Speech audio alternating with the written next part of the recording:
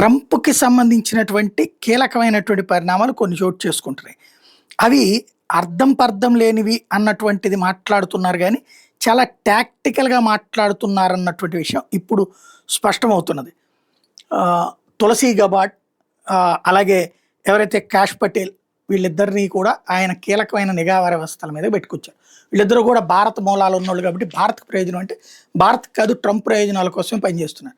గతంలో ఏదైతే ట్రంప్‌ని గద్దె దించేందుకు జరిగినటువంటి పెద్ద ఉద్యమాలు ఉన్నాయో, వైట్ హౌస్ మీదకి దాడులు లాంటి వ్యవహారాలు ఉన్నాయో, దాని మీదన దర్యాప్తు జరిపినటువంటి కాష్ పటేల్ టీం ఇప్పుడు కన్ఫర్మ్ చేసింది ఏంటంటే నాన్సీ పెలోసి ఎవరైతే అప్పుడు ఉన్నటువంటి వాళ్ళ స్పీకర్ తను కీలకమైన పాత్ర పోషించి జనవరి 6న జరిగినటువంటి పరిణామాల్లో ఆమె ఆధ్వర్యంలో నేషనల్ గార్డ్స్ ఒక్కళ్ళు కూడా లేకుండా చేసింది.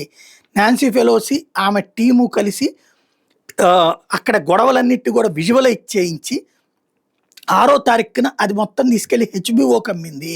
అట్లాగే 250 మంది FBI ఏజెంట్స్ జనవరి 6వ తారీఖున యూనిఫాములతో కాకుండా మామూలు మఫ్టీలో ఉన్నట్టుగా ప్రజల్ని నమ్మించింది.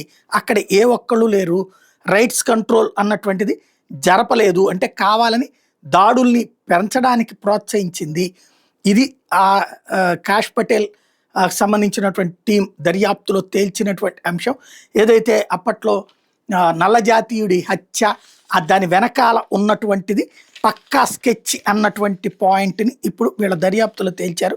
మరి దీన్ని అక్కడ న్యాయస్థానాలు అంగీకరిస్తాయా, మరి నాన్సీ పెలోసిని అరెస్ట్ చేస్తారా చూడాల్సి ఉంది.